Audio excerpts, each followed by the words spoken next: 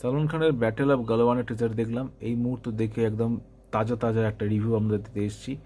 তো সমস্যাটা হচ্ছে যে একটা মানুষের গড কমপ্লেক্স বা এইসব জিনিস, মানে একটা সুপারিয়রিটি কমপ্লেক্স কতটা মারাত্মক হলে সে এরকম একটা টিজারকে প্ল্যান করতে পারে ভারতবর্ষের একটা এরকম একটা ন্যাশনাল ইস্যু, এটা ব্যাটেল অফ গালওয়ান, গালওয়ানের যে ঘাটিতে যে সমস্ত গণ্ডগোলগুলো হয়েছিল সেই সময়, তো সেটাকে নিয়ে একটা মানুষ এরকম ফোর্থ ওয়াল ব্রেক করে ক্যামেরার দিকে তাকানো, মানে দাবাং মার্কা অ্যাটিটিউডটাকে এরকম একটা সিরিয়াস ইস্যুতে রেখে দেওয়া, এটা এক ধরনের জিনিস যেটা এক ধরনের স্টার সিস্টেমকে দেখায় এবং তার যে এখন পৌঁছে যাওয়া গলে যাওয়া রূপটাকে আমাদের সামনে নিয়ে আসে।